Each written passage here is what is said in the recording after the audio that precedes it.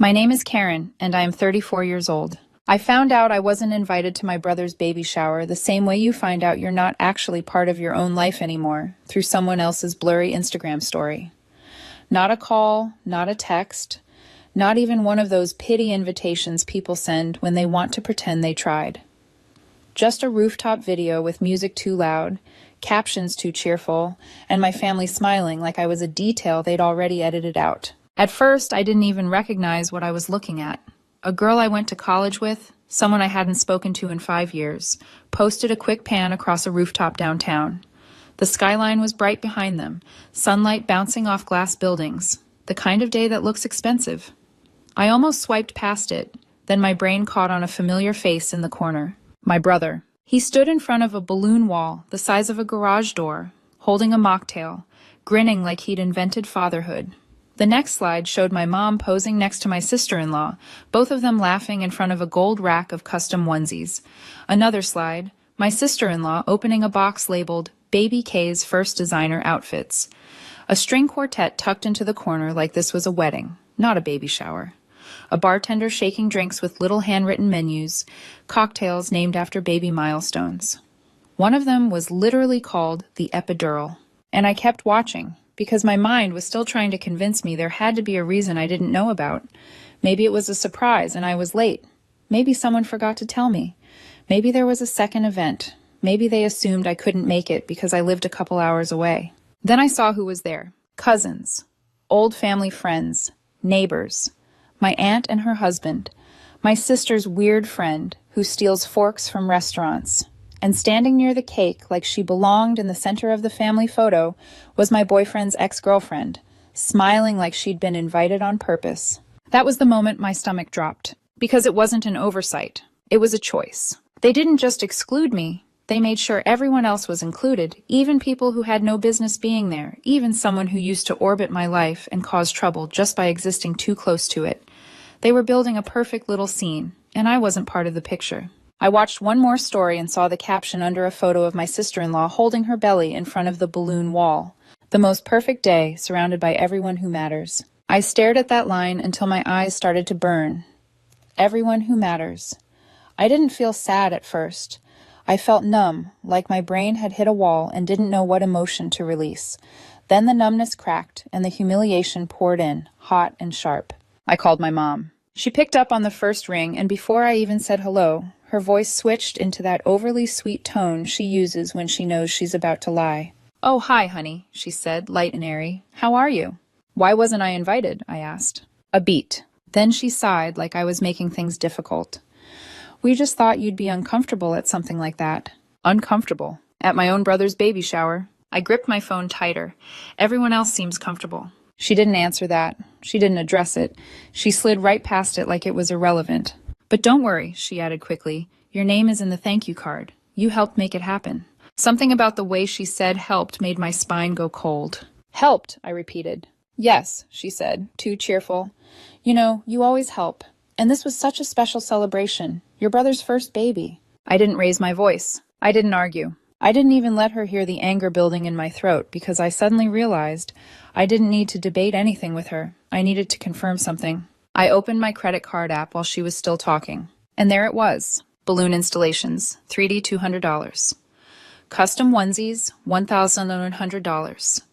Floral arrangements, $890. Venue deposit, $2,500. Catering, $3,600. Bar service, $2,100. A charge for something called baby-themed eye sculpture, $480, which sounded like a joke until I saw it was real. Every single one billed to my backup card. The backup card I gave my mom over a year ago for emergencies. The one she promised she would never use without telling me. My throat went dry. I kept my voice steady. "So you charged my card." She didn't even deny it. She went quiet for half a second, then tried to sound offended. "Karen, don't start. It was a celebration. We knew you'd understand." There it was again, not asking, assuming. I didn't tell her I could see the charges. I didn't give her the satisfaction of hearing me react. I just let her finish whatever justification she thought would work. And then I said, "I have to go." I hung up. My hands didn't shake. That was what shocked me most. I expected rage, I expected tears. What I felt was a strange, calm clarity, like something had finally snapped into focus after years of being blurry. I went online, froze the card, and filed a fraud report. When the bank asked if I recognized the merchant names, I said yes. When they asked if I authorized the transactions, I said no. When they asked if I knew who might have used the card, I told them the truth. It was family, and I didn't approve a dime. I was still sitting there when I saw the final straw. 2 hours after my call with Mom, my sister-in-law posted again, a perfect photo of her holding her belly in front of the balloon wall, gift bags stacked around her, smiling like a celebrity on a red carpet. The caption read, "Fully funded by our favorite fool." Sparkling heart emoji, clinking glasses. And she tagged me, publicly, like a joke, like a trophy, like I was supposed to laugh and accept the humiliation as the price of belonging. I didn't DM her. I didn't call my brother. I didn't ask anyone to explain. I commented under the post, "Fool's done funding?" Then I logged off. The calls started an hour later. Mom first, then my brother, then private numbers, then my sister.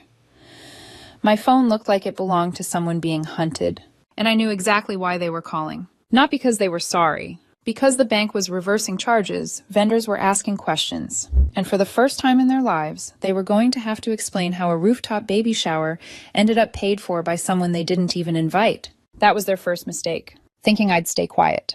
Because I wasn't just pulling the card, I was pulling the plug on everything. The morning after I commented, "Fool's done funding," my phone looked like it belonged to someone being stalked. 17 missed calls, 9 voicemails, texts in rapid bursts from 3 different family group chats I usually ignored unless someone died or got engaged. Overnight, I had become the most important person in the family again, not because they missed me, not because they regretted excluding me, but because the machine they built their comfort on had finally jammed. I didn't listen to everything at once. I made coffee first, slow and deliberate, because I refused to start my day in their panic. Then I sat at my kitchen table, opened my phone, and pressed play on the first voicemail. It was my brother. No hello. No, are you okay? No, why weren't you here? Just him, mid-rant, voice tight and furious, like he was arguing with a customer service rep. "So you're really doing this over a couple party charges," he snapped. "You couldn't just call me. You had to make it this dramatic. You think freezing the card and acting like a victim makes you look good." The way he said victim made my jaw clench, like I was performing, like I was being theatrical for attention. He sounded less mad about the money and more mad that I'd disrupted his perfect event, like I'd ruined the Instagram aesthetic by refusing to quietly sponsor it and smile from the shadows. I listened to the second voicemail. "Mom!" Her voice was shaky, not from sadness, but from the realization that her setup was slipping. When Mom panics, she doesn't get emotional first. She gets strategic. She tries to talk you into doubting your own boundaries. "I just don't understand why you're doing this," she said, voice soft, like she was comforting me. "We're family. You've always helped before. It was a celebration. Your brother's first baby. We didn't think you'd mind." Didn't think I'd mind. That line played on a loop in my head because it was never about asking. It was always about assuming. They had decided I was a silent donor, a bank account with no face. They didn't invite me because, in their minds, my presence was optional. My money wasn't. Then came the text messages from my sister, the one who could type more insults per minute than anyone I'd ever met. "Okay, this is getting out of hand. You made your point. Call the bank and reverse it before someone sues. I get that you're hurt, but this is petty. Mom's crying BTW. Not one apology. Not one question about why I felt excluded. Not one acknowledgement that my sister-in-law had mocked me publicly and tagged me like I was a joke. Just panic. I turned off notifications. And then I did the thing I'd never done before. I stopped reacting emotionally and started thinking practically. I pulled out a notebook and made a list. Not a petty list, a real list. The kind you make when you realize you've been quietly underwriting an entire family's lifestyle and they've trained themselves to forget it counts. At the top, I wrote one sentence. Everything I've paid for has a name. Then I started writing. My sister's rent. 5 months. She'd promised she would pay me back when her freelance business took off. It never did. She always had a reason. A slow month, a late client, a surprise expense that somehow became my problem. My brother's temporary loan, $2,000. He called 6 months ago saying he just needed to float it until my sister-in-law's maternity leave kicked in. He never paid it back. He never mentioned it again. And I realized he hadn't meant it to be a loan. In his mind, it was a resource extraction, as natural as breathing. The apartment lease I co-signed for my sister so she could get approved faster. The way Mom had thanked me at the time, like it was a sweet gesture, not a legal risk. The emergency card I gave Mom, just in case, because she swore she'd only use it if something serious happened. Apparently, a rooftop balloon wall counted as serious. I stared at the list and felt something settle in me. This wasn't revenge. This was balance. So I started pulling threads. First, my sister's lease. I called the management company, confirmed my name was still attached, and began the process to remove myself. It took paperwork and a fee, but I paid it gladly. I imagined her trying to renew her lease later, imagining her face when she realized she couldn't leverage my stability anymore. Then my brother's debt. I didn't threaten him. I didn't send a dramatic text. I forwarded the unpaid amount to a collection agency I kept on retainer for my business clients. It wasn't personal. It was business. Let him explain to my sister-in-law why a collections notice showed up in their mailbox during her pregnancy. Then Mom's car. The car I had paid off because she couldn't sleep, knowing she still owed the bank. The car that was still registered under my name because she never bothered to finalize the transfer. I didn't take the car. I didn't repo it. I simply filed the request to transfer the title back to the loan agency and flagged the registration issue so it would be corrected properly. Let her figure out why her insurance spiked and the plates got flagged. Let her feel for once what it's like when convenience disappears. That afternoon, my phone buzzed again. This time, it wasn't a call or a text. It was a screenshot sent by someone I barely knew, someone from my extended family who had been at the shower. It was a Facebook post. My sister-in-law had written a long passive-aggressive paragraph about entitled relatives who think money equals love and how some people will never understand family values. Underneath it, in the comments, my mother had replied, "You're absolutely right. Some people only know how to take things away." I stared at that comment until my throat tightened. They had stolen from me. They had excluded me. They had mocked me publicly. And now they were painting themselves as victims because I refused to keep funding them. I didn't comment. I didn't argue. I didn't defend myself in their little echo chamber. Instead, I opened my own profile and posted one clean screenshot. My credit card statement. Every charge, every vendor, every number. No redactions, no caption, no dramatic explanation, just evidence. 10 minutes later, the group chats went quiet. That silence was louder than any apology I'd never get. But the real consequences didn't arrive online. They arrived in the mail. A few days later, I received an email from the Rooftop venue. Apparently, when the bank reversed the charges, the venue reached out to my brother and sister-in-law for alternate payment. They ignored the invoice. So the venue sent the unpaid balance to collections, and because the original payment was tied to my card, they copied me on the notice. That was the moment I realized something they hadn't fully understood yet. This wasn't just about me getting my money back. This was going to stick to their names now, not mine. Every vendor they ghosted. Every deposit they pretended didn't matter. Every contract they signed with my money and their smiles. It was all coming due, and the people who wanted to be paid didn't care about family. My brother texted again that night, tone shifting from rage to desperation. "Can we please talk? I'll pay you back. Sarah's freaking out. She's blaming me. We didn't mean for this to happen." No apology, just panic because consequences had finally found their address. Then another message popped up, the one that made my stomach twist for an entirely different reason. It was from my boyfriend's ex-girlfriend, the one who'd been at the shower. "Hey, Karen," she wrote, like we were friends. "Crazy situation. Just wanted to say you didn't deserve that. Also, are you still with him?" I stared at the screen, feeling that familiar irritation rise. She wasn't asking out of concern. She was fishing. She was hovering near the wreckage, trying to see if she could benefit from it. I blocked her without responding. Then I went back to my list and added one more line at the bottom, a sentence that felt like a promise. No more silent sponsorship. No more emergency card. No more being grateful for crumbs of inclusion. If they wanted me in their life, they would have to learn how to treat me like a person, not a payment method. And based on the way my phone kept buzzing, I knew they were about to learn something they'd avoided their entire lives. What it feels like to live without me fixing it. The silence didn't last. It never does with families like mine. Silence is only tolerable when it's serving them. The moment it starts costing them something, they scramble to fill it with noise, excuses, and pressure. 3 days after I posted the card statement, the emails started coming in. Not from my family, from vendors. The Rooftop venue was first. A polite message, professionally worded, explaining that the payment tied to the baby shower had been reversed, and they were now seeking alternate payment from the event organizers. Because my card had originally been used, I was copied for visibility. Visibility. That word stuck with me. Then came the balloon company, the florist, the caterer. Each email followed the same structure. We attempted to contact your brother and sister-in-law. We have not received a response. Please advise. I didn't advise. I forwarded everything to the bank, then to my lawyer, then archived it. What mattered wasn't that the money was coming back to me. What mattered was that the debt was no longer attached to my name. It was wearing theirs now, like a coat they couldn't shrug off. That was when the tone of the family messages changed. My brother stopped yelling. He started pleading. "Karen, please," he texted late one night. "This is getting out of control. The venue sent something to collections. Sarah's losing it."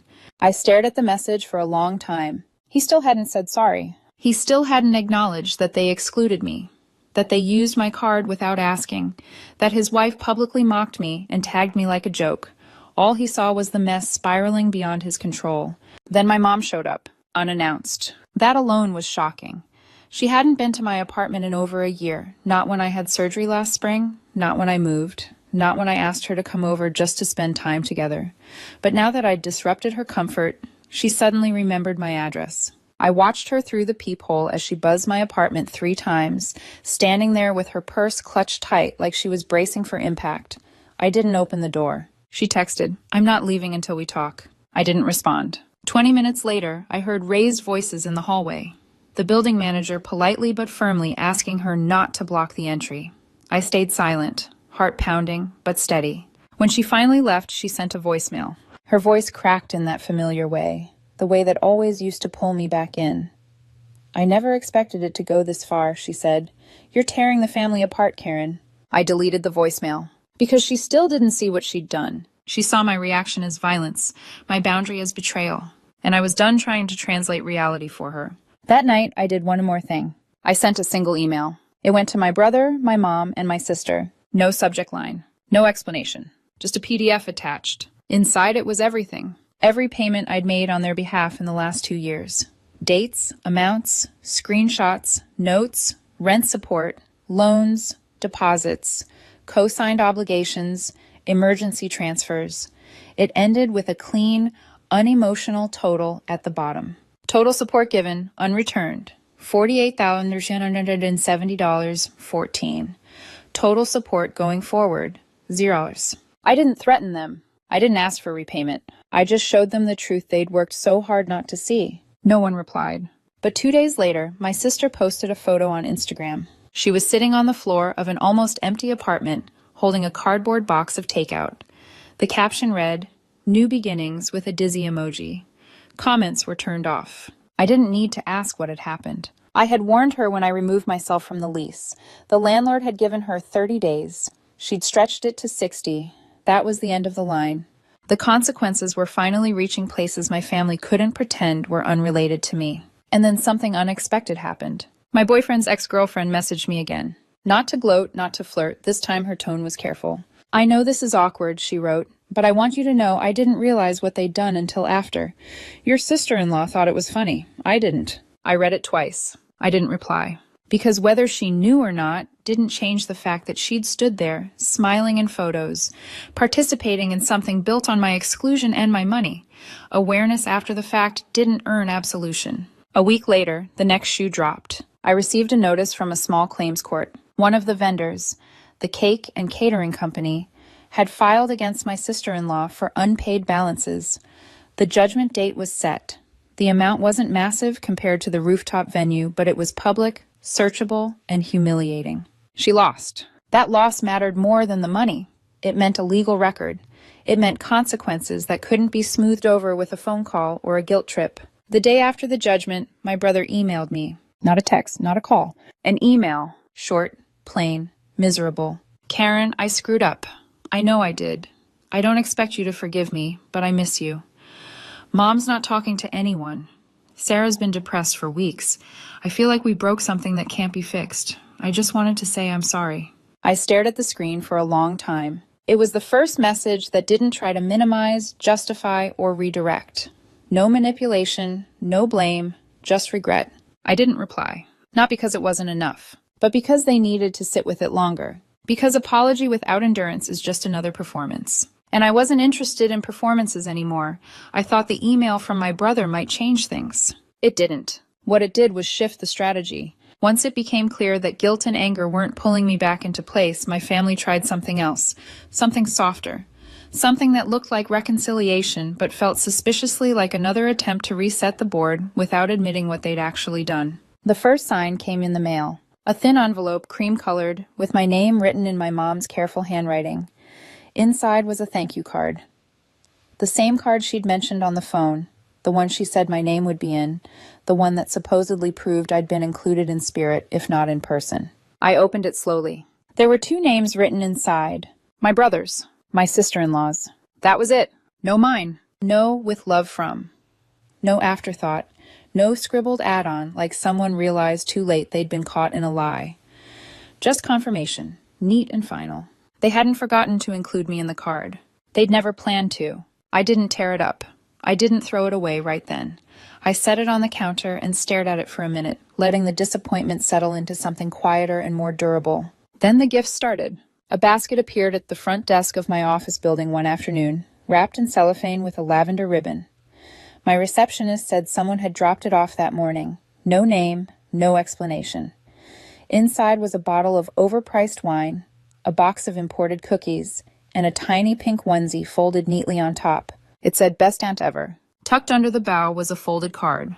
Let's not throw away what really matters. It was signed by my brother and his wife. No apology. No acknowledgement. Just a soft pitch for reconciliation now that the bills were landing and the heat was on. I thanked my receptionist and told her to keep it or toss it.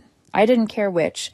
I didn't take a single item home with me. That night, my mom left another voicemail. "Karen," she said, voice heavy with practiced sadness, "I know you're still angry.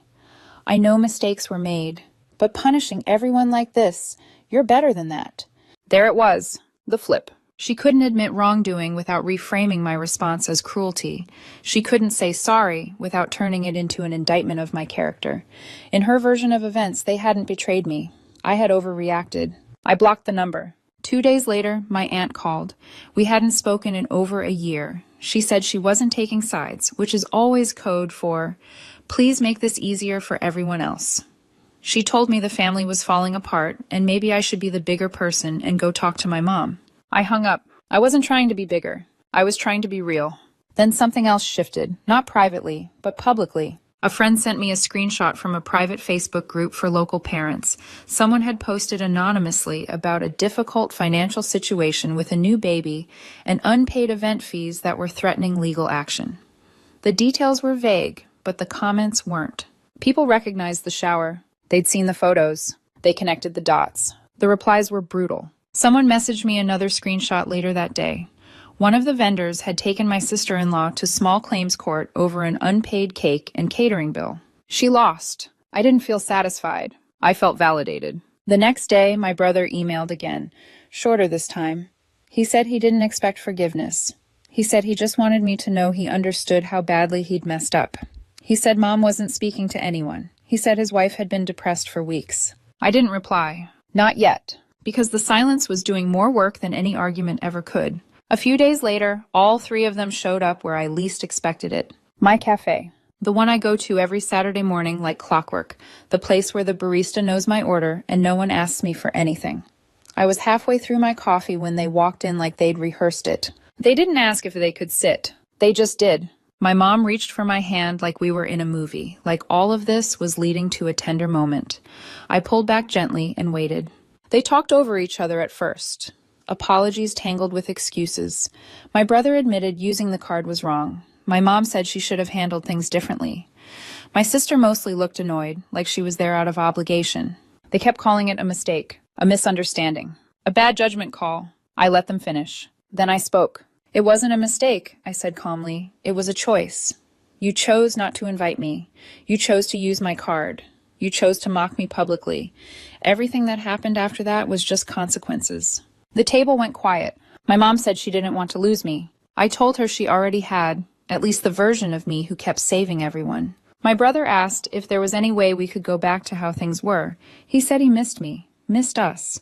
The door is open, I told him. The bank is closed. No more co-signing. No more emergency money. No more silent funding. If they wanted me in their life, I'd show up as family, not infrastructure. They didn't like it.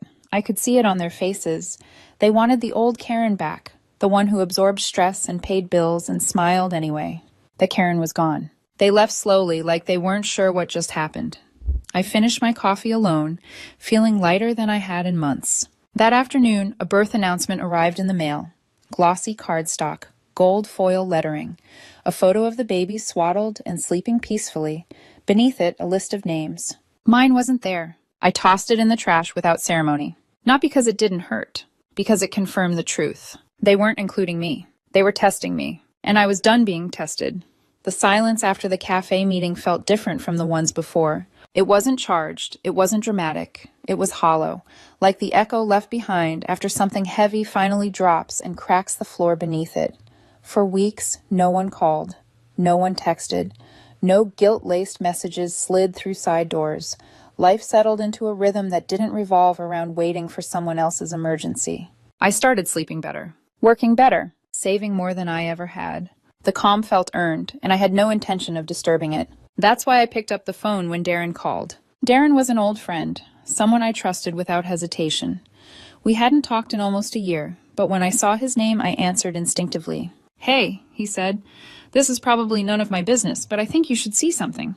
"What?" I asked, already feeling that familiar tightening in my chest. "I was scrolling Marketplace," he continued, "and I'm pretty sure your brother's wife is selling your old MacBook." That stopped me cold. "What MacBook?" I asked, even though I already knew. "The silver one," he said, "with the scratch near the trackpad. The wallpaper. I recognize it. That hiking photo of you and me. You never changed it." My stomach dropped. I'd left that laptop at my mom's house over a year ago when I upgraded. I hadn't cared what happened to it. It wasn't about the device, it was about the pattern. Darren sent the link. There it was, listed under my sister-in-law's account. Same model, same damage, same serial number, barely visible in one of the photos, matching the records I still had saved in my email. They were still extracting value from me, even in scraps. I messaged her once, not accusatory, not emotional. "Hey," I wrote, "quick question. Where did you get the MacBook you're selling?" 2 minutes later, she replied. "Oh, that," she said. "It was in some boxes from Mom's house. Figured no one wanted it." I stared at the screen. "It's mine," I replied. She left me on red. That was all I needed. I didn't argue. I didn't demand. I didn't escalate emotionally. I reported the listing as stolen property, attached the serial number, and closed the app. A few hours later, the listing disappeared. That night, my brother texted me. "Really? Over a laptop?" I didn't respond. 3 days later, my mom sent a long email about downsizing. She said she was selling the house, moving somewhere smaller, and thought I might want to come by and take anything sentimental before it was gone. I didn't reply to that either. A week passed. Then a package arrived. No return address. Inside was a small box, carefully packed. When I opened it, I found the laptop wrapped in a dish towel. No note, no apology. Just the object they'd tried to sell when they thought I wouldn't notice. But that wasn't the part that made me sit down. Inside the laptop sleeve was a folded check. $2,000. No memo. No explanation. The exact amount my brother had borrowed from me over a year ago and never repaid. I understood immediately. This wasn't an apology. It was a receipt. They weren't asking for forgiveness. They weren't offering reconciliation. They were acknowledging a debt they could no longer pretend didn't exist. I didn't cash the check right away. I let it sit on my desk for a day, just to feel the weight of what it represented. Then I deposited it without comment. No thank you. No acknowledgement. That boundary didn't need reinforcement. A few days later, I received an email from my sister-in-law. Not my brother. Not my mom. Her. She didn't minimize. She didn't deflect. She didn't ask for anything. She wrote that she finally understood. That mocking me publicly, erasing me privately, and then baiting me for help when consequences arrived wasn't just selfish, it was humiliating. She said something that stayed with me long after I closed the email. "You were never the fool," she wrote. "We were.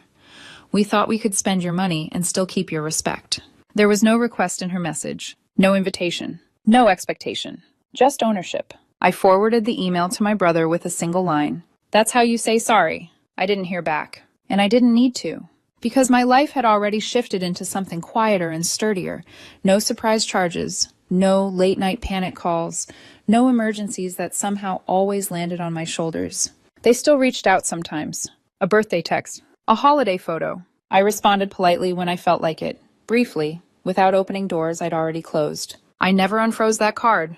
It's still in a drawer, cut cleanly in half, taped to a piece of paper. On that paper, I wrote 2 words in thick black ink. Never again. I don't know if my family will ever fully understand what they did. I don't need them to. What matters is that they finally understand what I will no longer do. And for the first time in my life, that feels like peace.